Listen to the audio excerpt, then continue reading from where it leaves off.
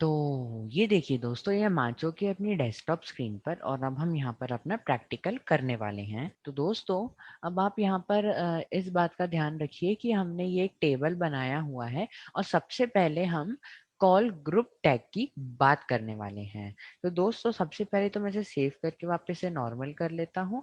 तो देखिए, हमारे पास अभी ये 4 कॉलम्स जो हैं वो बने हुए हैं। आप ये आपको मैं दिखा देता हूँ पूरा। अगर आपने नहीं पता है कि टेबल कैसे बनता है, ये रोज कैसे लगानी है और ये सब नहीं मालूम है आपको, तो आप सिंपली, मैंने ऑलरेडी एक ट्यूटोरियल बना रखा है, आपको आई बटन पे लिंक मिल जाएगा, वहां जाकर आप उसे देख सकते हो। तो दोस्तों, सबसे पहले हम यहाँ पर क्या करते हैं, कैप्शन टैग है, उसके बाद हम लगाते हैं कोल ग्रुप। तो ये हमने लगा दिया कोल ग्रुप। आपने पिछले ट्यूटोरियल में भी देखा होगा, हमने वहां पर कॉल ग्रुप टैग का जो है उसका इस्तेमाल किया था, लेकिन मैंने आपको बताया था कि कॉल ग्रुप हम आगे देखेंगे। तो ये कॉल ग्रुप टैग और कॉल ग्रुप टैग को क्लोज किया है और यहाँ पर इसका एक मात्र एट्रीब्यूट होता है स्पैन। स्पैन लगाया और स्पैन यदि हम 1 लिखते हैं, मतलब कि एक जो कॉलम है वो स्पैन हो, तो उसके लिए हम क्या करते हैं, स्पैन 1 लगाया, इसे सेव किया और यहाँ पर रिफ्रेश किया तो देखिए कोई चेंज नहीं आ रहा। तो यहाँ पर लगाते हैं सी एस एस लगानी पड़ेगी और यहाँ पर इसका बैकग्राउंड कलर जो है वो हम दे देते हैं, बैकग्राउंड कलर दे देते हैं हम यहाँ पर रेड। तो दोस्तों, हमने लगा दिया यहाँ पर इसका बैकग्राउंड कलर। अब हम इसे यहाँ पर सेव कर लेते हैं। तो अब हम यहाँ पर एक और जो है कॉल ग्रुप टैग लगाते हैं। तो हमने यहाँ पर एंटर किया और लगाया कॉल ग्रुप।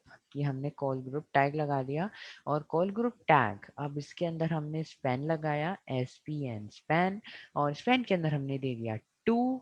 और इसके बाद हम यहाँ पे इसे फिर से CSS देनी पड़ेगी, स्टाइल दिया हमने और स्टाइल के बाद हमने यहाँ पर दे दिया इसका बैकग्राउंड कलर। बैकग्राउंड कलर जो है हम उसे इस बार दे देते हैं ग्रीन और सेमी कोलोन। हम यहाँ पर लगा देते हैं सेमी कोलन। ये कभी कभी थोड़ा इस तरीके से काम कर जाता है। तो हमने यहाँ पर लगा दिया सेमी कोलोन। अब हम इसे सेव करते हैं, यहाँ पर रिफ्रेश करते हैं तो ये देखिए, हमने जैसे ही 2 लगाया तो इसने 2 कॉलम को स्पेन कर दिया। तो हम यहाँ पर अगर 1 करें इसे वापस से और अब हम इसे देखें तो ये देखिए ये 1 हो गया। तो अब हम फिर से एक और कॉल ग्रुप टैग लगाते हैं। यहाँ पर हमने यहाँ पर लगाया कॉल ग्रुप। कॉल ग्रुप और कॉल ग्रुप टैग क्लोज। और इस कॉल ग्रुप टैग के अंदर अब हम यहाँ पर लगाते हैं स्पैन, और स्पैन के अंदर फिर 1 देंगे हम।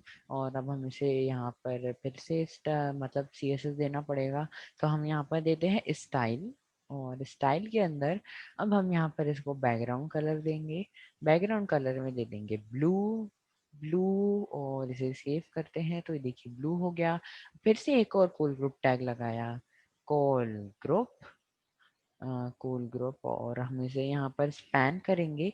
और स्पैन करने के बाद जो है हम इसे फिर से 1 देंगे, और यहाँ पर इसका जो स्टाइल यानी कि CSS जो है उसे देते हैं। ये स्टाइल दिया हमने, और स्टाइल में बैकग्राउंड कलर, ये बैकग्राउंड कलर हम यहाँ पर इसको दे देते हैं। ये बैकग्राउंड कलर दे दिया, बैकग्राउंड कलर में हम दे देते हैं येलो, या फिर हम दे देते हैं ऑरेंज। ऑरेंज। अब हम इसे सेव करते हैं यहाँ पर, और यहाँ पर रिफ्रेश करेंगे तो देखिए ये यहाँ पर ऑरेंज कलर का हो गया। तो बस कुछ इसी तरीके का काम करता है कॉल ग्रुप टैग। अब हम इसे यहाँ पर टेबल टैग जो है हम इसे यहाँ पर से खत्म करते हैं। ये कॉल ग्रुप टैग ये हमने खत्म कर दिया, और इसको अब हम यहाँ पर देते हैं। सबसे पहले तो अब हम डेटा टैग की बात करेंगे, तो पहले से वापस से नॉर्मल करना है। तो अब हम बात करते हैं डेटा। तो डेटा टैग क्या होता है, हम यहाँ पर उसके लिए एक अनऑर्डर्ड लिस्ट बनाते हैं, या फिर ऑर्डर्ड लिस्ट बना लेते हैं, ऑर्डर्ड लिस्ट। और ऑर्डर्ड लिस्ट हमें यहाँ पर इसलिए बनाना पड़ेगा क्योंकि हम यहाँ पर दिखाने वाले हैं कि हम जो डेटा टैग लगाएंगे उसकी वैल्यू क्या होगी। तो हमने OL टैग और OL टैग को क्लोज किया। अब ऑर्डर्ड लिस्ट के अंदर हमने दिया लिस्ट आइटम, और इस आइटम के अंदर हमने दिया डिटर्जेंट, या फिर हम दे देते हैं वॉशिंग पाउडर। वॉशिंग पाउडर दिया। अब हम इसे सेव करके देखते हैं तो ये देखिए वॉशिंग पाउडर आ गया। और वॉशिंग पाउडर के बाद अब हम यहाँ पर देते हैं रिकॉर्ड लिस्ट आइटम, और लिस्ट आइटम की हम दे देते हैं ऑयल।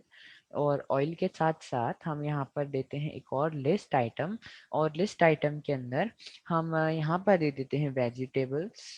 वेजिटेबल्स। तो अब हम इसे सेव करते हैं, और यहाँ पर रिफ्रेश करते हैं तो देखिए ये ऑयल और वेजिटेबल्स भी यहाँ पर आ गया है। तो बस एक लास्ट लिस्ट आइटम बनाते हैं, और उस लिस्ट आइटम में लिख देते हैं राइस।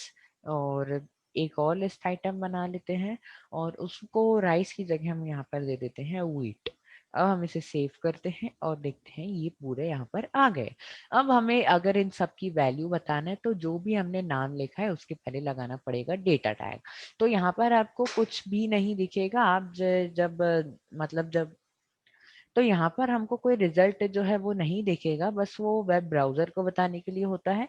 तो हम यहाँ पर लगाते हैं डेटा, डाटा, और डेटा टैग के बाद हम यहाँ पर लगा क्लोज करेंगे।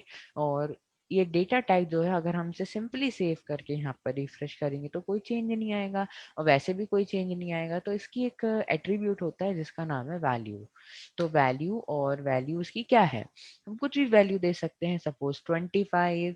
अगर हम सेव करें तो देखिए कोई चेंज नहीं आएगा, क्योंकि मैंने आपको बता चुका हूँ कि ये वेब ब्राउजर को खाली बताने के लिए होता है।